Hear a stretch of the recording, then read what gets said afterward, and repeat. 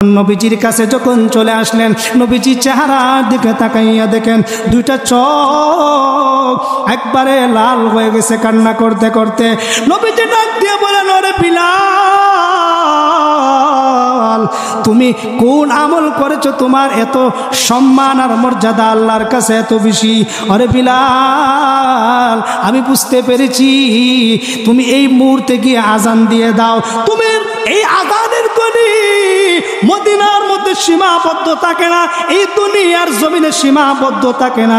তোমার এই আজানের ধ্বনি আরশ আজিম পর্যন্ত পৌঁছে যায়। আসমানের ফেরেশতারা তোমার আজান শুনে তারা নামাজ আদায় করে। আরে বিলাল, তুমি যদি আজান না দাও মনে হয় আর সূর্য উদিত হবে না, তাড়াতাড়ি তুমি আবার আজান দিয়ে দাও। হযরতে বিলাল রাদিয়াল্লাহু তাআলা আজান দিতে দেরি হয়, সাথে সাথে সূর্য উদিত হতে আর দেরি হয় না। সুবহানাল্লাহ। দেখেন সম্মানিত মুসল্লিয়ানে কেরাম, আমি আপনাদের সামনে কোরআনে কারীম থেকে একটা আয়াতে কারিমা তেলাওয়াত করেছি। সূরাতুল হুজুরাতের একটা আয়াতে কারিমা আপনাদের সামনে তেলাওয়াত করেছি।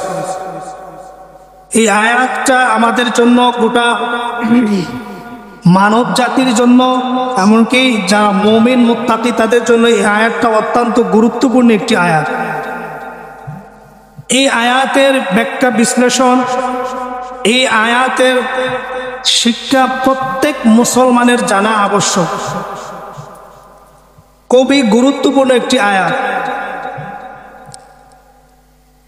আমার তেলাওয়াতকৃত আয়াতের মধ্যে আল্লাহ সুবহানাহু ওয়া তাআলা বলেন, ইয়া আইয়ুহান নাসু ইন্না খালাকনাকুম মিন যাকারিন ওয়া উনসা ওয়া জাআলনাকুম শুউবান লিতাআরাফু ইন্না আকরামাকুম ইনদাল্লাহি আতকাকুম ইন্নাল্লাহা আলিমুন খাবীর।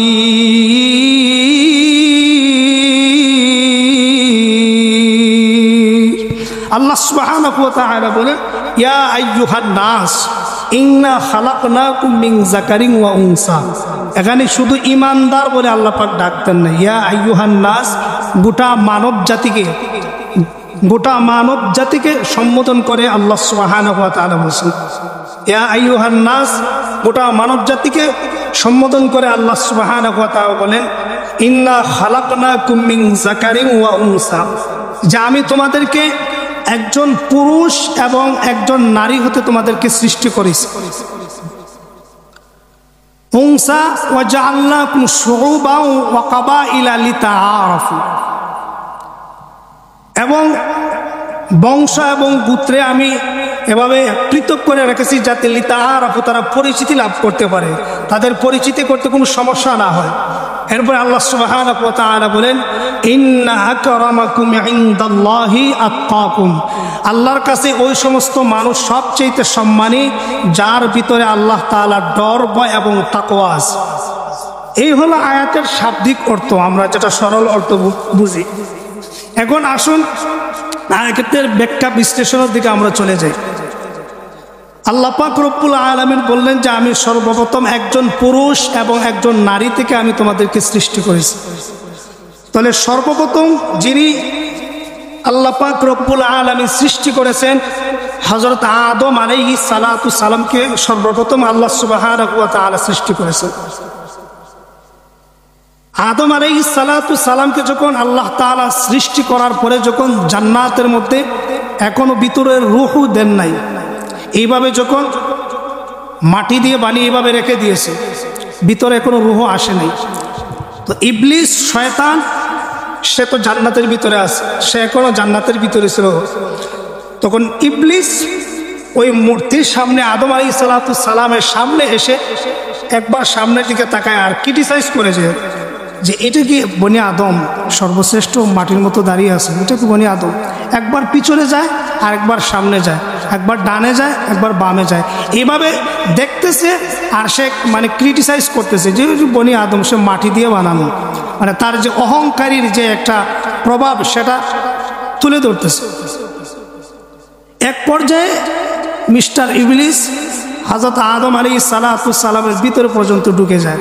ভিতরে ঢুকার পরে দেখে যে ভিতরে এখনো রূহ তো এখনো দেওয়া হয় নাই। ঢুকার পরে এসে বলে যে না, এটা তো ভিতরে কোনো কিছু নাই, একবারে খালি পড়ে আছে। তো এই অবস্থায় অনেক দিন যাবত হযরত আদম আলাইহিস সালামকে আল্লাহ পাক রব্বুল আলামিন রেখে দিয়েছেন। যখন আল্লাহ রাব্বুল আলামিন আদম আলাইহিস সালামের ভিতরে যখন রূহ দিলেন, রূহ যখন দেওয়ার পরে আস্তে আস্তে করে যখন ভিতরে প্রাণ পাওয়ার পর শ্বাসটা যখন উপরের দিকে চলে আসতেছে, আসার পরে যখন একবারে জবান পর্যন্ত চলে আসলো, তখন সর্বপ্রথম আদম আলাইহিস সালামের নাক দিয়ে যেটা হাসি, সেই হাসিটা বের হওয়ার সাথে সাথে আদম আলাইহিস সালাম সর্বপ্রথম আলহামদুলিল্লাহ বলে আল্লাহ তাআলা শুকরিয়া আদায় করলেন। যখন শুকরিয়া আদায় করলেন, আদায় করার পর মিস্টার ইবলিস বলে, এত তাড়াতাড়ি সর্বপ্রথম তোমার রূহ দেওয়া আছে, রূহ আসার পরে তুমি সর্বপ্রথম আল্লাহর এই শুকরিয়া আদায় করতেছো, প্রশংসা করতেছো, তুমি তো মানে এত তাড়াতাড়ি অ্যাডভান্স হয়ে যাচ্ছ। ওই তার ভিতরে হিংসায় কাজ করতেছে, তুমি তো দেখা যাচ্ছে যে এখন আল্লাহ তাআলা শুকরিয়া আদায় করছো, এত তাড়াতাড়ি অ্যাডভান্স হয়ে যাচ্ছ। ইবলিস যখন এই মনোভাব নিয়ে আদম আলাইহিস সালাম, তার তো কিন্তু শত্রুতামি শুরু হয়ে গেছে। শত্রুতামি শুরু হয়ে গেছে যে একজন মাটির আদমকে যে সর্বশ্রেষ্ঠ আল্লাহ পাক ঘোষণা দিয়েছেন যে যত মাখলুকাত আছে সব মাখলুকাতের মধ্যে আমি বনি আদমকে সর্বশ্রেষ্ঠত্ব আমি দান করেছি। তারা যত মাখলুকাত আছে সব মাখলুকাতের মধ্যে সর্বশ্রেষ্ঠ মাখলুক হলো মানব জাতি। তো এই ঘোষণা দেওয়ার পর তার ভিতরে হিংসা শুরু হয়ে গেল। তো ইবলিস এই কথা ভাবতেছে যে এই হাসি দেওয়ার পর সর্বপ্রথম আলহামদুলিল্লাহ বলে শুকরিয়া আদায় করছেন, এখন এটা দেখার পর তার আরও জ্বালা বেড়ে গেছে যে শুরুতেই তুমি আল্লাহ তাআলা শুকরিয়া আদায় করছো। তো এইভাবে যখন আদম আলাইহিস সালামের ভিতরে যখন রূহ চলে আসলো, আসার পর জান্নাতের ভিতরে ওনাকে দেওয়া হয়। জান্নাতের ভিতরে ওনার একা তো আর ভালো লাগে না, একা মানুষ কোনোভাবেই তো ভালো লাগে না। টাকা পয়সা ধন সম্পদ যদি সব থাকে, কিন্তু একাকিত্ব কোনো কিছু ভালো লাগে না। হযরত আদম আলাইহিস সালাম যখন একা অবস্থায় জান্নাতের ভিতরে দেওয়া হয়, আল্লাহ পাক রব্বুল আলামিন দেখতেছেন আদম নবী ভালো লাগতেছে না, একাকিত্ব ভালো সময় যায় না। আল্লাহ পাক রব্বুল আলামিন সাথে সাথে আদম আলাইহিস সালামের বাম পাজরের একটা হাত থেকে হযরত হাওয়া আলাইহিস সালামকে সৃষ্টি করলেন। সৃষ্টি করে যখন আদম আলাইহিস সালামের পাশে রেখে দিলেন, আদম আলাইহিস সালাম তখন তাকাইয়া দেখেন পাশের মধ্যে সুন্দর একজন নারী বসা আছে। সাথে সাথে আল্লাহ পাক রব্বুল আলামিন তাদেরকে বিবাহ পড়াইয়া দেন। বিবাহ পড়াইয়া দেওয়ার পর তাদের সম্পর্ক হালাল হয়ে যায়। স্বামী আর স্ত্রী জান্নাতের ভিতরে তারা দিন যাপন শুরু করলো। এক এক করে তাদের দিন শুরু হলো জান্নাতের ভিতরে। তাদের জান্নাতের নাজ আর নিয়ামত আল্লাহ পাক জানায়া দিলেন, জান্নাতের নাজ আর নিয়ামত তোমরা বুক করতে থাকো। তবে একটা জিনিস, একটা বাধা হলো, তোমরা একটা গাছের ফল আছে, এই গাছের ফল তোমরা ভক্ষণ করবে না। আর বাকি জান্নাতের ভিতরে যত নাজ আর নিয়ামত আমি আল্লাহ পাক দিয়েছি, সব নিয়ামত তোমরা বুক করতে থাকো। এই গাছের ফলের তোমরা খেতে পারবা না, এই গাছের ধারে কাছে তোমরা যেতে পারবা না। ইবলিস তখন যখন এই ঘোষণা দেওয়া হলো যে একটা গাছ নিষিদ্ধ করলেন যে এই গাছের ধারে কাছে যেতে পারবা না, তখন ইবলিস তাদেরকে ধোঁকা দিল। ধোঁকা বলল যে যদি আমি ধোঁকা দিয়ে এই গাছের কাছে নিয়ে যাই, এই গাছের ফল খাওয়াই বলি, তাহলে তো আল্লাহর যে হুকুম ছিল সে হুকুমটা লঙ্ঘন করতে পারলো।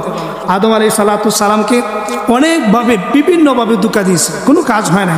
শেষ পর্যন্ত হাওয়া আলাইহিস সালামকে কাছে এসে বিভিন্নভাবে ওনাকে বুদ্ধি দিল, তখন হাওয়া আলাইহিস সালাম তিনি রাজি হলেন। যাই হোক, এক পর্যায়ে সেই ফলগুলা তারা খেয়ে নিলেন। খাওয়ার পর সাথে সাথে আল্লাহ পাকের পক্ষ থেকে ঘোষণা হয়ে গেল যে তোমাদের জান্নাতের যত নাজ আর নিয়ামত আছে সব বন্ধ করে দেওয়া হলো। এমনকি তাদেরকে জান্নাতি যে পোশাক আছে পোশাক পর্যন্ত তাদের কাছ থেকে কেড়ে নেওয়া হয়। এক পর্যায়ে তাদেরকে দুনিয়ার মধ্যে পাঠিয়ে দেওয়া হয়। আদম আলাইহিস সালামের পৃথিবীর এক প্রান্তে পাঠিয়ে দেওয়া হয়, আর হাওয়া আলাইহিস সালামকে পৃথিবীর আরেক প্রান্তে পাঠিয়ে দেওয়া হয়।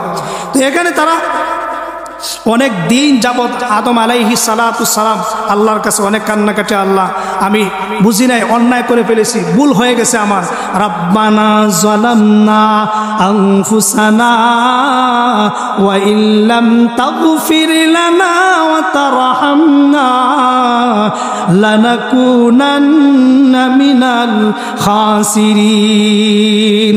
দুনিয়াতে আসার পরে এই দোয়া তাসবির মতো পড়তেছে না, আল্লাহ জুলুম করেছি, নিজের নফসের প্রতি জুলুম করেছি, আল্লাহ তুমি আমাকে মাফ করে দাও।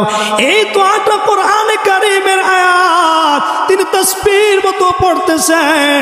পড়তে পড়তে বিভিন্ন অনেক দিন যাবত যখন সময় চলে যায়, যাওয়ার পরে হঠাৎ করে আদম আলাইহিস সালাম যখন মক্কার দিকে রওনা হন, যেই জায়গার মধ্যে হাওয়া আলাইহিস সালাম এবং আদম নবীর সাক্ষাৎ হয়, মক্কার জমিনে এই জায়গার নাম হলো আরাফা। আরাফার মাঠের মধ্যে তাদের একে অন্যের সাথে দেখা সাক্ষাৎ হয়। তখন আদম আলাইহিস সালাম দুজন মিলিয়া আল্লাহর কাছে দোয়া করলেন, আয় আল্লাহ, দুজন আমরা ভুল করলাম, আমাদেরকে মাফ করে দেন। আল্লাহ রাব্বুল আলামিন দুজনের দোয়া মঞ্জুর করে নিলেন। তাদের এই যে জান্নাতের ভিতরে একটা ফল ভক্ষণ করার পরে যখন যে ভুলটা হয়েছে, এই ভুলের জন্য আল্লাহর কাছে মাফ চাইলেন, আল্লাহ পাক তাদের এই সমস্ত ভুলগুলা মাফ করে দিলেন। এই জন্য এই দোয়াটা আমরা, নবীজি বলেছেন যে এই দোয়াটা আমরা বেশি বেশি করে পড়ব। রব্বানা যালামনা আনফুসানা ওয়া ইল্লাম তাগফির লানা ওয়া তারহামনা লানাকুনান্না মিনাল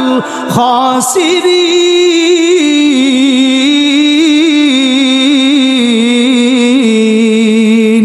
এই দোয়াটা আমরা বেশি বেশি করে আল্লাহর কাছে পড়ব, কারণ এটা আদম আলাইহিস সালাম বেশি পড়েছে। আমাদের নবীজিও বলছেন যে এই দোয়াটা বেশি বেশি করে পড়তে হবে, কারণ আমাদের নফসের উপর আমরা কত জুলুম করতেছি, হিসাব ছাড়া কত গুনাহ করতেছি। এই জন্য এই দোয়াটা আমরা বেশি বেশি করে পড়ব। তো যাই হোক, একজন নারী আর একজন পুরুষ হযরত আদম আলাইহিস সালাম এবং হাওয়া আলাইহিস সালাম সর্বপ্রথম তাদেরকে সৃষ্টি করলেন। সৃষ্টি করে যখন দুনিয়াতে পাঠিয়ে দেওয়া হয়, এরপরে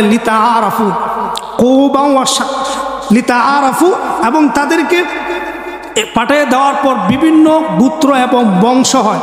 তখন এইটা আল্লাহ বিভিন্নভাবে দিয়ে দেন যাতে তাদের পরিচিতি লাভ করতে পারে, একে অন্যের সাথে তারা পরিচিত হতে পারে, কোনো সমস্যা না হয়। এরপরে আল্লাহ পাক রব্বুল আলামিন বলেন, ইন্না আকরামাকুম ইনদাল্লাহি আতকাকুম। আমি আল্লাহর কাছে বংশর মর্যাদা এবং তার টাকার মর্যাদা এটা আমি আল্লাহ পাক দেখি না, আমি আল্লাহ পাক দেখি যার ভিতরে তাকওয়া আছে, যার ভিতরে আল্লাহ তাআলার ডর ভয় আছে, ওই মানুষটা আমি আল্লাহর কাছে সবচেয়ে সম্মানী। সুবহানাল্লাহ। এই জন্য প্রিয় ভাইয়েরা আমার, এই আল্লাহর ডর এবং ভয়, আল্লাহর ডর এবং ভয় এটা আমাদের ভিতরে থাকতে হবে, তাকওয়া এটা আমাদের ভিতরে থাকতে হবে। তাকওয়া যদি থাকে তাহলে আমরা আল্লাহর কাছে সম্মানী হতে পারবো, আল্লাহর কাছে প্রিয়ভাজন হওয়া যাবে এবং সম্মানী হওয়া যাবে যদি তাকওয়া আমাদের কাছে থাকে। মানুষ কালো না দলো, টাকা পয়সা আছে কিনা না এটা আল্লাহ পাক দেখেন না, একটা মানুষকে দেখেন তার ভিতরে যতটুকু তাকওয়া আছে, তাকওয়া বেশি আছে, ওই মানুষকে আল্লাহ পাক বেশি মহব্বত করেন।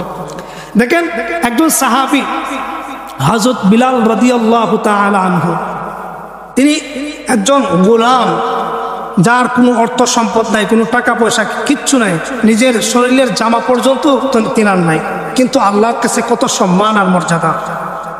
হযরত বিলাল রাদিয়াল্লাহু তাআলা আনহু ইসলাম ধর্ম গ্রহণ যখন করেন, তখন মক্কার জমিনের অবস্থা তেমন ভালো ছিল না। নবীজির হাতে হাত রেখে কালিমা পড়ে তিনি মুসলমান হয়ে গেলেন। মুসলমান হওয়ার পর মক্কার জমিনে বেঈমান কাফেররা সংবাদ পেয়ে গেল হযরত বিলাল একজন গোলাম মুহাম্মদের ধর্ম গ্রহণ করে কালিমা পড়ে মুসলমান হয়ে গেছে। এই সংবাদ যখন পাওয়ার পরে এই মক্কার বেঈমান কাফেররা হাত দিয়ে সামনে নিয়ে আসলেন। উমাইয়া ডেকে বলেন, আরে বিলাল, একটা কথা শুনলাম, সত্য হলে তুমি বলবা, তুমি নাকি মুহাম্মাদের ধর্ম গ্রহণ করে কালিমা পড়ে নাকি মুসলমান হয়ে গেছো, এটা কি সত্য না মিথ্যা? হযরতে বিলাল রাদিয়াল্লাহু তাআলা আনহু বলেন, আমি যে মুহাম্মাদের হাতে হাত রেখে কালিমা পড়ে মুসলমান হয়েছি, মিথ্যা কথা বলতে পারবো না। ইসলাম ধর্ম গ্রহণ করেছি, মিথ্যা কথা বলতে পারবো না। হযরতে বিলাল ইমানের কেমন পরীক্ষা দিলেন! সর্বপ্রথম নিজেকে সেভ করার জন্য, নিজেকে বাঁচানোর জন্য তিনি মিথ্যার আশ্রয় নিতে পারতেন, বলতে পারতেন যে না, আমি ধর্ম গ্রহণ করি নাই।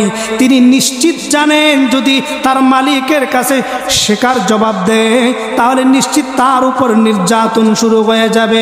নিশ্চিত নির্যাতন হওয়ার পরও এরপর হযরত বিলাল একটা সেকেন্ডের জন্য চিন্তা ভাবনা করে নাই, সাথে সাথে বুক ফুলিয়ে আকাশের দিকে ইশারা করে বললেন, হ্যাঁ, আমি এক আল্লাহর প্রতি আর রাসূলের প্রতি হাত রেখে কালিমা পড়ে মুসলমান হয়ে গেছি। সুবহানাল্লাহ। তিনি আর কোনো কিছু তোয়াক্কা করেন নাই। একজন মালিকের সামনে একজন গোলামে কথা বলা অনেক সাহসের একটা বিষয়, এমনিতেই তো সাহসের বিষয়, কিন্তু একটা ধর্মের একটা বিষয় যে তিনি বুঝতে পারতেছে যে যদি আমি বলি আমার উপর নির্যাতন শুরু হয়ে যাবে। এটা জেনে বুঝেও এরপরে হযরতে বিলাল কিন্তু স্বীকার জবাব দিয়ে দিলেন যে আমি মুহাম্মদের কাছে কালেমা পড়ে মুসলমান হয়ে গেছি, এখানে মিথ্যা কথা বলতে পারবো না। উমাইয়া আবার তার রাগ আর গুসা বেড়ে গেল। উমাইয়া ডেকে বলে, আরে বিলাল, সাবধান হয়ে যাও, যেই কথাটা তোমার মুখ দিয়ে একবার বের করেছো, দ্বিতীয়বার তুমি কথাটা আমার সামনে আর বের করতে পারবা না। মুহাম্মাদের ধর্ম বলে যাও, এই ধর্ম তুমি বাদ দিয়ে দাও, না হয় তোমার উপরে নির্যাতন শুরু হয়ে যাবে। হযরতে বিলাল রাদিয়াল্লাহু তাআলা আনহু বলেন, কি বলো? আমার কাছে উপরে যদি নির্যাতন শুরু হয়ে যায় কোনো সমস্যা নাই, যার হাতে হাতে হাত রেখে কালিমা পড়ে মুসলমান হয়ে গেছি, একটা সেকেন্ডের জন্য আমি সেই ধর্ম ত্যাগ করতে পারবো না। সুবহানাল্লাহ। পরিষ্কার জানায় দিলেন যে একটা সেকেন্ডের জন্য আমি ধর্ম ত্যাগ করতে পারবো, ধর্ম ছাড়তে পারবো না। উমাইয়া আরো রাগ গুসা বেড়ে গেছে। রাগ করে হযরতে বিলাল রাদিয়াল্লাহু তাআলা আনহুকে মরুভূমির মধ্যে শোয়া দেওয়া হয়। ওনার যত আরো দায়িত্বশীল ছিল, মরুভূমির মধ্যে শোয়া দেওয়ার পর, উত্তপ্ত মরুভূমি বালু গরমের মধ্যে শোয়া দেওয়ার পর তখন গিয়ে উমাইয়া বলতেছে, এখনো সময় আছে, এখনো সময় আছে, তুমি যদি মুহাম্মদের ধর্ম বাদ দিয়ে দাও, কালেমা ত্যাগ করে দাও, এখনো তোমাকে আমি রেহাই দিয়ে দিব, এখনো সময় আছে। হযরতে বিলাল রাদিয়াল্লাহু তাআলা আনহু বলেন, ওরে আমার মালিক, তোমাকে আমি পরিষ্কার জানিয়ে দিই, পরিষ্কার তোমাকে জানিয়ে দিলাম, এই মুহূর্তে যদি আমার উপর নির্যাতন শুরু করে দাও, এমনকি আমার জীবন পর্যন্ত যদি চলে যায়, আমি একটা সেকেন্ডের জন্য তোমার কথায় রাজি হব না। ইসলাম ধর্মের উপর আছি, টিকে থাকবো, জীবন যদিও চলে যায়, একটা সেকেন্ডের জন্য আমি ঈমান হারা হতে পারবো না। উমাইয়া রাগ গুসা করে হযরতে বিলাল রাদিয়াল্লাহু তাআলা আনহুর বুকের উপরে বড় একটা পাথর এনে চাপা দিয়ে দেন। হযরতে বিলাল রাদিয়াল্লাহু তাআলা আনহু শ্বাস পর্যন্ত বন্ধ হয়ে যায়। বুকের উপর যখন বড় একটা পাথর এনে যখন চাপা দিয়ে দেয়, বিলাল রাদিয়াল্লাহু তাআলা আনহু শ্বাস পর্যন্ত বন্ধ হয়ে যায়, শ্বাস আসতেছে না, কিন্তু এরপরও আল্লাহর নাম জপতেছেন, আল্লাহু আহাদ, আল্লাহু আহাদ, আহাদ আহাদ শব্দটা বারবার তিনি উচ্চারণ করতেছেন। উমাইয়া মালিক তখন তার সামনে গিয়ে দেখে বিলাল তার জবান থেকে আহাদ আহাদ আল্লাহর নাম জপতেছে। উমাইয়া বলে, তোর এত বড় সাহস! নির্যাতন আরো বাড়াইয়া দেওয়া হয়, তাকে বিভিন্নভাবে শরীরের মধ্যে আঘাত করা হয়, দিনের পর দিন মরুভূমির মধ্যে শোয়া রাখা হয়, পাথর তার বুকের মধ্যে তুলে রাখা হয়। শেষ পর্যায়ে যখন উমাইয়া দেখলো কোনোভাবেই বিলালকে থামানো যায় না, উমাইয়া রাগ আর গুসা করে হযরতে বিলালের মুখের ভিতরে হাতটা ঢুকাইয়া জিহ্বাটা টান দিয়ে একটা গাছের কাঁটা, বিষাক্ত একটা গাছের কাঁটা হযরতে বিলাল রাদিয়াল্লাহু তাআলা আনহুর জিহ্বার ভিতরে দিয়ে ঢুকায়া দেওয়া হয়। ঢুকায় যখন দেওয়া হয়, বিলাল রাদিয়াল্লাহু তাআলা আনহুর সেই জিহ্বা থেকে ফিনকি দিয়া রক্ত বাইগিনি শুরু হয়।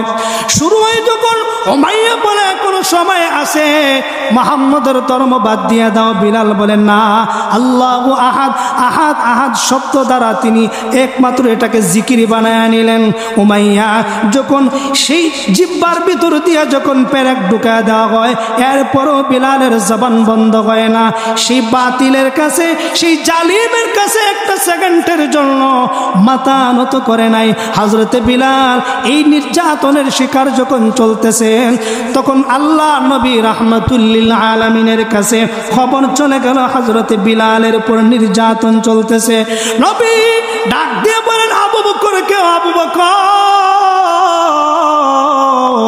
শুনেছি আমার বিলালের উপর অনেক নির্যাতন চলতেছে, তার মালিক নাকি তাকে দিনভর আঘাত করতেছে, নির্যাতন করতেছে। আরে আবু বকর, আমার বিলালকে যদি তুমি একটু আজাদ করে নিয়ে আসতে পারো, তোমাকে তো আল্লাহ অনেক ধন সম্পদের মালিক বানায়া দিয়েছেন। হযরত আবু বকর নবীজির কথা শুনে কিছু স্বর্ণ মুদ্রা নিয়া উমাইয়ার কাছে হাজির হয়ে যায়। উমাইয়ার মুখে স্বর্ণ মুদ্রা নিক্ষেপ করে দিয়া হযরত বিলাল রাদিয়াল্লাহু তাআলা কে আজাদ করে নিয়ে আসলেন। আসার পরে নবীজির সামনে যখন নিয়ে আনা হয়, আল্লাহর নবী রাহমাতুল লিল আলামিন বিলাল রাদিয়াল্লাহু তাআলা নূর চেহারার দিকে তাকাইয়া দেখে পুরা শরীরটা জখম হয়ে আছে, আঘাত করা আছে। আল্লাহর নবী নিজের তুতু মোবারক যখন বিলালের শরীরের মধ্যে জখমের মধ্যে যখন লাগায়া দেওয়া হয়, মুহূর্তের ভিতরে ওই সবগুলা ভালো হয়ে যায়।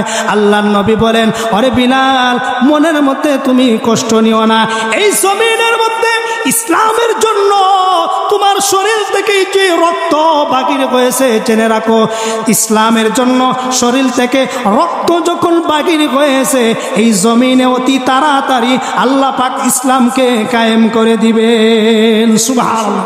যেহেতু এই জমিনের মধ্যে রক্ত পড়া শুরু হয়ে গেছে, আল্লাহ পাক রব্বুল আলামিন এই জমিনের মধ্যে ইসলামকে জিন্দা করে দিবেন। বিলাল রাদিয়াল্লাহু তাআলা রাসূলের কাছে নিয়ে আসার পরে আজাদ করে নিয়ে আসলেন, রাসূলের কাছে হযরতে বিলালকে রেখে দিলেন।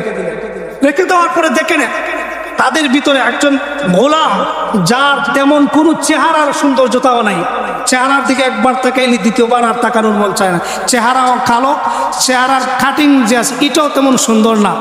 তো একজন কালো মানুষ, মক্কাতে তার কোনো দাম নেই, মদিনার মধ্যে চলে গেলেন, সেখানেও তাকে কেউ দাম দেয় না, কিন্তু আল্লাহর কাছে এত মর্যাদা, এত সম্মানী হয়েছেন, এত মর্যাদাবান হয়েছেন। হযরত বিলাল রাদিয়াল্লাহু তাআলা আনহু একদিনের ঘটনা, মদিনার মধ্যে যখন আল্লাহর নবী মসজিদে নববীর ইমাম, আর সেই মসজিদে নববীর মুয়াজ্জিন হলেন হযরত বিলাল রাদিয়াল্লাহু তাআলা আনহু। মুয়াজ্জিন যখন দায়িত্ব দিয়ে দিলেন আল্লাহর নবী মদিনার মধ্যে, তখন সাহাবায়ে কেরাম বললেন যে হযরত বিলাল যে আজান দেন, তিনার আজানটা স্পষ্ট হয় না, কিছু একটু ওই যে ওনার মালিক জিহ্বার ভিতর দিয়া পেরেক ঢুকানোর পর সেই জিহ্বা দিয়ে সহজভাবে কথা বলা যায় না। তো এই কারণেই ওনার যে আজানের মধ্যে স্পষ্টতা না হওয়ার কারণে তখন সাহাবায়ে কেরাম পরামর্শ দিলেন, তখন অভিযোগ হলেন ঠিক আছে, তখন ওনার যে মুয়াজ্জিনের যে দায়িত্ব থেকে ওনাকে অব্যাহতি দেওয়া হলো। আল্লাহর পয়গম্বর রাহমাতুল লিল আলামিন যখন হযরতে বিলালকে যখন বলে দিলেন, আরে বিলাল, মক্কার জমিনে, মদিনার জমিনে সাহাবায়ে কেরাম সবাই বলতেছেন তোমার আজানের ব্যাপারে, সুতরাং তোমাকে অব্যাহতি দিয়ে দিলাম। আর আরেকজন সাহাবীকে মুয়াজ্জিনের দায়িত্ব দিয়ে দিলেন। মুয়াজ্জিনের দায়িত্ব যখন দেওয়া হয়, ফজরের আজান যখন সর্বপ্রথম দেওয়া হয়, নতুন মুয়াজ্জিন নিযুক্ত করে ফজরের আজান যখন দেওয়া হয়, দেওয়ার পরে আল্লাহর পয়গম্বর নিচে ইমামতি করলেন, সাহাবায়ে কেরামদেরকে নিয়ে ইমামতি করলেন, সবাই নামাজ আদায় করলেন। নামাজ আদায় করে যখন সবাই বাসার মধ্যে চলে গেলেন, যার যার বাড়ির মধ্যে চলে গেলেন, কিন্তু আশ্চর্যজনক ঘটনা হলো এখনো তো সূর্য উদিত হয় না, সূর্য উঠে না। আল্লাহর নবী আশ্চর্য হয়ে গেলেন, সাহাবায়ে কেরাম আশ্চর্য হয়ে গেলেন, কি ব্যাপার, নামাজ আদায় করলাম অনেকক্ষণ হয়ে গেল, কিন্তু এখনো দেখি সূর্য ওঠে না, এখনো দেখি দিনের আলো বেরিয়ে আসে না, কি ব্যাপার। এই অবস্থায় যখন সবাই অপেক্ষমান, সাহাবায়ে কেরাম অপেক্ষমান, আল্লাহর নবী ওহীর অপেক্ষা করতেছেন, দেখি ওহী আসে কি না। ঠিকই দেখা যায় এই মুহূর্তে ওহী যখন চলে আসলো, জিবরাইল এসে বলে, আসসালাতু আসসালামু আলাইকা ইয়া রাসূলুল্লাহ, আসসালাতু আসসালামু আলাইকা ইয়া হাবিবাল্লাহ। আগো নবীজি, আপনার মসজিদে নববীর মধ্যে, মদিনার মধ্যে কেন এখনো আজান দেওয়া হয় নাই? কেন এখনো আজান দেওয়া হয় নাই? নবীজি বলেন, কি বলো? নতুন মুয়াজ্জিন নিযুক্ত করে আজান দেওয়া হলো, আমি রাসূল নিজে ইমামতি করলাম, কে বলেছে আজান দেওয়া হয় নাই? জিবরাইল বলে, আগো নবীজি, আপনার বিলালের কণ্ঠের আওয়াজ আসমানে গিয়ে কোনো পৌঁছায় না, আসমানে যখন পৌঁছায় ফেরেশতারা আপনার বিলালের কণ্ঠের আজানের ধ্বনি শুনে তারা নামাজ আদায় করে। আগো নবীজি, অপেক্ষা করতে করতে আপনার নিকট চলে আসলাম, এখনো মদিনার মধ্যে আজান দেওয়া হয় নাই। আল্লাহর নবী তখন তিনি মনে মনে একটা আনন্দ পেয়ে গেলেন, বুঝতে পেরেছি কোথায় গিয়ে সমস্যা দাঁড়াইছে। আল্লাহর নবী বলেন, আমার বিলাল কোথায়? বিলালকে তোমরা নিয়ে আসো। হযরতে বিলাল রাদিয়াল্লাহু তাআলা আনহুকে নবীজির কাছে নিয়ে আসা হয়।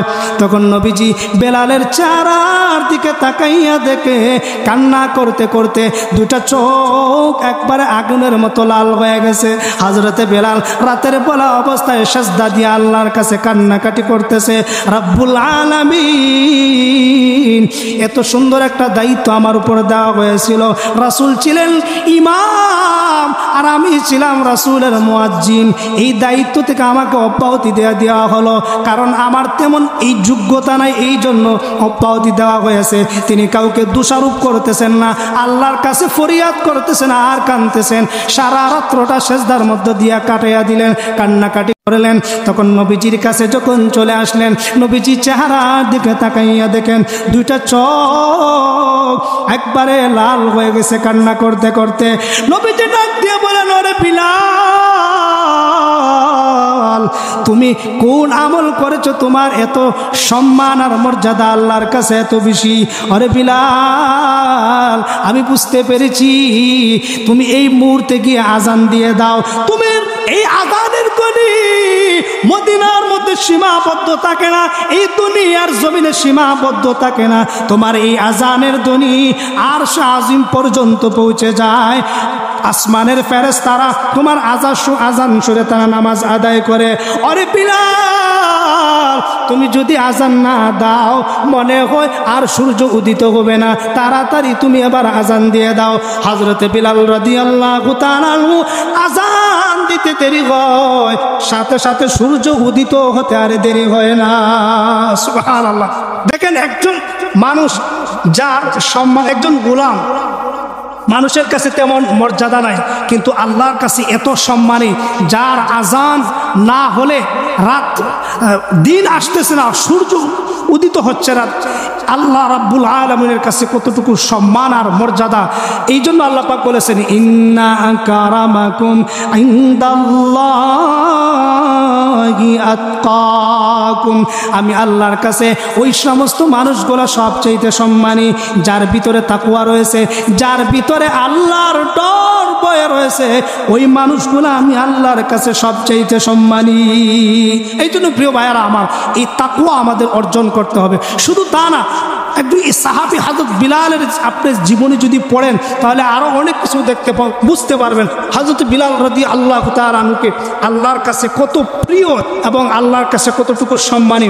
যখন আল্লাহর নবী মুহাম্মদ রাসূলুল্লাহ সাল্লাল্লাহু আলাইহি ওয়াসাল্লাম যখন মেরাজে যখন যান, মেরাজে যাওয়ার পরে যখন রাসূলুল্লাহ সাল্লাল্লাহু আলাইহি ওয়াসাল্লামকে জান্নাত এবং জাহান্নাম যখন ভ্রমণ করানো হয়, জান্নাতের ভিতরে যখন যাওয়ার পরে সফর সঙ্গে জিবরাইল যখন আসেন, জান্নাতে ঢোকার পরে তিনি বুঝতে পারলেন যে জান্নাতের ভিতরে রাসূলুল্লাহ সাল্লাল্লাহু আলাইহি ওয়াসাল্লামের সামনে একজন মানুষ হেঁটে হেঁটে যাচ্ছে। আল্লাহর পয়গম্বর বলেন, সফর সঙ্গী জিবরাইলকে বলেন, ওরে জিবরাইল, আমি বুঝতে পারতেছি আমার সামনে সামনে আরেকজন মানুষ হেঁটে হেঁটে যাচ্ছে। তার পায়ের আওয়াজটা যে হচ্ছে, আওয়াজটা আমার কাছে পরিচিত পরিচিত মনে হয়। ও মুসলমান, একটা কথা চিন্তা ভাবনা করে দেখেন, রাসূল সাহাবীদেরকে কেমন মহব্বত করতেন, ভালোবাসতেন। সাহাবায়ে কেরাম রাসূলকে কেমন মহব্বত করতেন, ভালোবাসতেন। যদি রাসূল মহব্বত না করতেন তাহলে একজন সাহাবীর পায়ের যে তার যে আওয়াজের যে তালি আওয়াজটা আছে, এই আওয়াজটা পর্যন্ত রাসূলের পরিচিত হয়ে গেছে। সুবহানাল্লাহ। আপনি হাঁটতে গিয়ে যে আওয়াজটা হয়, আমাদের ঘরের সাইডে দিয়ে কোনো মানুষ যদি হেঁটে হেঁটে যায়, আমরা কোনোভাবেই বলতে পারবো না যে এই মানুষটা চলে যাচ্ছে। কিন্তু এটা একমাত্র মহব্বতের কারণে, যে রাসূল এত বেশি তাদেরকে মহব্বত করতেন, ভালোবাসতেন। এটা মহব্বতের একটা বহিঃপ্রকাশ, যে আমার সামনে কোন সাহাবী হেঁটে হেঁটে যাচ্ছে, পায়ের আওয়াজের তালির আওয়াজের শব্দ শুনে তিনি বুঝে বলছেন যে এই পায়ের আওয়াজের তালিটা আমার পরিচিত মনে হচ্ছে। সফর সঙ্গী জিবরাইল বলেন, আগো নবীজি, আপনি ঠিকই ধরতে পারছেন, এই আওয়াজটা আপনার পরিচিত আওয়াজ। জিবরাইলকে বলেন, নবীজি, আরে জিবরাইল, তাহলে উনি কোন সাহাবী, কোন মানুষটা আমি জানতে চাই। সফর সঙ্গী জিবরাইল বলেন, তিনি বলেন আপনার একজন প্রিয় সাহাবী হযরতে বিলাল রাদিয়াল্লাহু তাআলা আনহুর পায়ের আওয়াজের শব্দ শোনা যায়। সুবহানাল্লাহ। রাসূলের আগে আগে তিনার পায়ের আওয়াজের তালির শব্দ শোনা যাচ্ছে।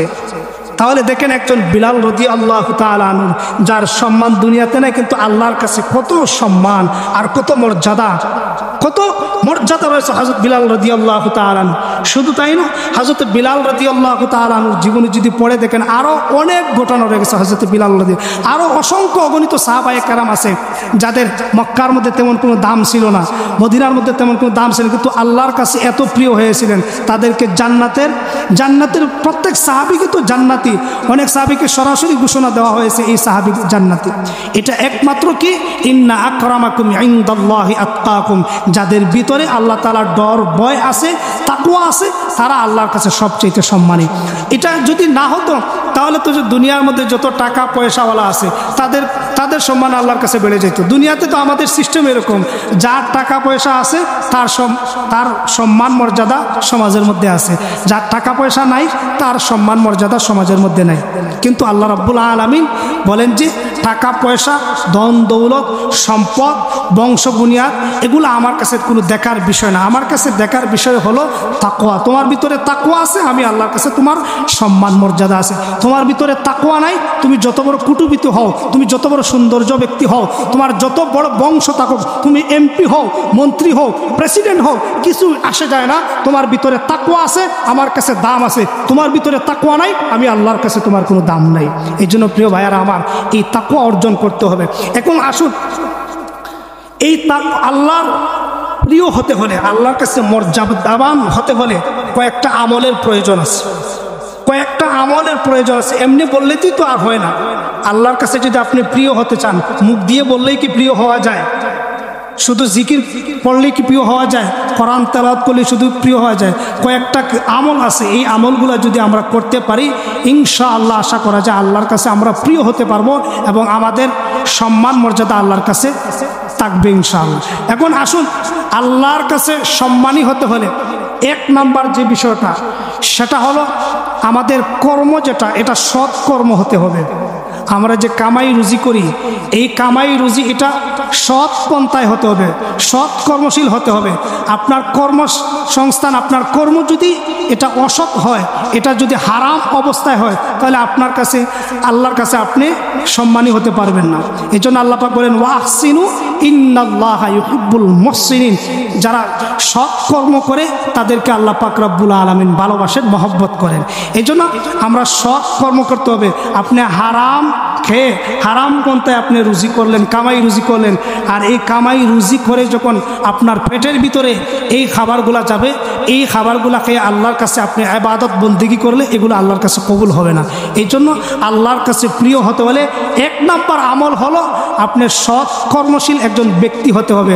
আপনার কর্মসংস্থান এবং আপনি যেই কাজ করে এটার জন্য হালাল পন্থায় হয়। আর হালাল এমন একটা বিষয়, এটা একজন মুসলমান হিসাবে, একজন মুমিন হিসাবে আপনি অবশ্যই হারাম ত্যাগ করতে হবে, হালালকে আপনি ধরতে হবে। কোরআনে কারীমের মধ্যে এক আয়াতের মধ্যে আল্লাহ পাক বলেন ইয়া আইয়ুহার রাসূলু কুলু মিনাত তাইয়্যিবাত।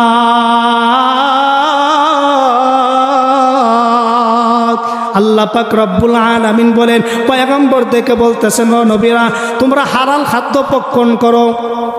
পয়গম্বর যারা নবীরা আছেন তারা কোনোদিন তো হারাম প্রশ্নই আসে না, তারা তো হারাম ভক্ষণ করবে। কিন্তু এরপরে কোরআনে কারীমের আয়াত নাজিল করে বলতেছেন যে তোমরা হালাল খাদ্য ভক্ষণ করো। মুফাসসিরিনে কেরাম বলেন এর বলার কারণটা হলো আল্লাহ পাক রব্বুল বুঝাতে চেয়েছেন যে তোমরা হারাম থেকে বেশি তোমরা হালালের দিকে তোমরা যাও, কারণ হালালের গুরুত্বটা বোঝানোর জন্য এই কথা বলা হয়েছে। এই জন্য প্রিয় ভাইয়েরা আমার, আমরা হালাল খাদ্য ভক্ষণ করতে হবে, হারাম পন্থায় আমরা রুজি করতে হবে। আপনি হারাম পর্যায়ে যদি রুজি করেন, কামাই রুজি করেন, এই রুজির মধ্যে তো কোনো বরকতও থাকবে না, বরং এটা সম্পূর্ণ হারাম। আর আপনি যদি হালাল পন্থায় কামাই রুজি করেন, এই কামাই রুজির মধ্যে আল্লাহ পাক অবশ্যই বারাকা দিবেন, বরকত হবে। আপনি যদি সৎ অবস্থায় 5 টাকাও যদি দিনে যদি আপনি 500 টাকাও যদি কামাই করেন, দেখা যাবে দিন শেষে আপনার এই 500 টাকার মধ্যে অনেক বরকত রয়েছে। আর আপনি যদি হারাম পন্থায় যদি আপনি দিনে যদি 5000 টাকাও কামান, দিন শেষে দেখা যাবে এই 5000 টাকা দিয়ে আপনার কিছুই হচ্ছে না, কারণ বরকত নাই। এই জন্য প্রিয় ভাইয়ারা আমার, আল্লাহর প্রিয়ভাজন হতে হলে, আল্লাহর কাছে সম্মানী হতে হলে 1 নম্বর যেটা আমল, সেটা আপনার কর্মস্থল এটা সৎ হতে হবে। 2 নম্বর যে বিষয়টা হলো আপনি আল্লাহর কাছে তাওবা করতে হবে। আল্লাহর কাছে তাওবা করতে হবে। তাওবা করলে আল্লাহর কাছে প্রিয় হতে পারবেন। আল্লাহ পাক বলেন ইন্নাল্লাহা ইউহিব্বুত তাওয়াবিনা ওয়া ইউহিব্বুল মুতাতাহহিরিন। তাওবাকারী ব্যক্তিদেরকে আল্লাহ পাক মহব্বত করেন, ভালোবাসেন। এই জন্য প্রিয় ভাইরা আমার, আল্লাহর কাছে তাওবা করতে হবে। আরেক আয়াতের মধ্যে আল্লাহ পাক বলেন ইয়া আইয়ুহাল্লাযীনা আমানু তুবু ইলাল্লাহি তাওবাতান নাসুহা। আল্লাহ পাক রব্বুল আলামিন জানায়া দেন, হে ঈমানদারগণ তোমরা তাওবা করো, তোমরা খালিসভাবে আমি আল্লাহর কাছে তাওবা করো। আমি আল্লাহ পাক চাইলে তোমাদের পিছনের সমস্ত গুনাহ মাফ করে দিব। সুবহানাল্লাহ। তাওবা করতে হবে। তাওবা যদি আপনি করে তাহলে আপনি আল্লাহর কাছে প্রিয়ভাজন হতে পারবেন এবং আপনার মর্যাদা আল্লাহর কাছে বেড়ে যাবে এবং আল্লাহ আপনাকে মহব্বত করবেন, ভালোবাসবেন। এখন আপনার আমার যে গুনাহ, সবার এখানে আমাদের সবার গুনাহ আছে, কারো বেশি কারো কম, কারো বেশি কারো কম, সবাই আমরা এখানে গুনাহগার। আর আমরা এই গুনাহ নিয়ে যদি কবরে যাই, কবর আমাদেরকে ছাড় দিবে না। হাসরের ময়দানে যদি উঠি, আমাদের রেহাই হবে না। এই জন্য এই দুনিয়াতে থাকতেই তাওবা করে আল্লাহর কাছে মাপ চেয়ে আমাদের গুনাহগুলো মাফ করাতে হবে। যদি এই গুনাহ নিয়ে আমরা কবরে যাই, কবর আমাদের জন্য জাহান্নাম হয়ে যাবে। এই গুনাহ নিয়ে যদি আমরা কাল কিয়ামতের কঠিন ময়দানে হাসরে দাঁড়াই, তাহলে আমাদের জন্য জাহান্নামের ফয়সালা হয়ে যাবে। এই জন্য প্রিয় ভাইয়ার আমার, এই তাওবার আমলটা করতে হবে। আজকে আমরা অনেক মানুষ আমরা এই তাওবার আমলটা করি না, সারা জীবনভর গুনাহ করছি, মানে আল্লাহর কাছে একবার বইলে কি আর আল্লাহ মাফ করবে না, এই ধারণা পাল্টাতে হবে। আপনি তাওবা করতে হবে। আমরা বনি আদমের গুনাহ হবে, ভুল ত্রুটি হবে, কিন্তু তাওবার আমল ছাড়া যাবে না, তাওবা করতে হবে। আপনার ভুল হয়ে গেছে, আপনি আল্লাহর কাছে খালিস দিলে তাওবা করেন, আপনার এই পিছনের গুনাহ আল্লাহ পাক মাফ করে দেবেন। সুবহানাল্লাহ। এই জন্য প্রিয় ভাইয়ার আমার, তাওবা বেশি বেশি করতে হবে। দেখেন, একজন বনি ইসরাইলের একজন ব্যক্তি, সে 99টা খুন করেছে, হত্যা করেছে 99টা, একজন আর দুইজন, 99টা খুন করার পরে তার অন্তরের ভিতরে একটা অনুশোচনা তৈরি হলো যে আমি এত মানুষ হত্যা করলাম, আমি তো একদিন মৃত্যুবরণ করব, তাহলে আমার কি মাফের কোনো ব্যবস্থা আছে? তখন সে একজন ওই জামানার একজন আলেমের কাছে চলে যায়। যাওয়ার পরে ওই জামানার আলেম তার এই কথা শুনে বললেন যে তুমি 99টা হত্যা করেছো, এই 99 জন মানুষকে হত্যা করে তোমার কোনো মাফ নাই। তখন সে ওই ব্যক্তি রাগ আর গুসা করে বললে যে 99টা করছি, তাহলে একটা আর বাকি রেখে লাভ কি? আপনাকেও খুন করে হত্যা করে 100টা সে পূর্ণ করে নিল, নাউজুবিল্লাহ মিন যালিক। তো 100টা খুন করেও তার ভিতরে মনের ভিতরে অনুশোচনা জাগলো যে দেখি মাফের কোনো ব্যবস্থা আছে কিনা। তো তাহলে দেখা গেল দিন শেষে ওই বান্দার মাফের একটা ব্যবস্থা হয়ে গেল। যখন মৃত্যুবরণ করলো দেখা গেল এক পর্যায়ে ওই বান্দাকে আল্লাহ পাক রব্বুল আলামিন মাফ করে দিয়েছেন।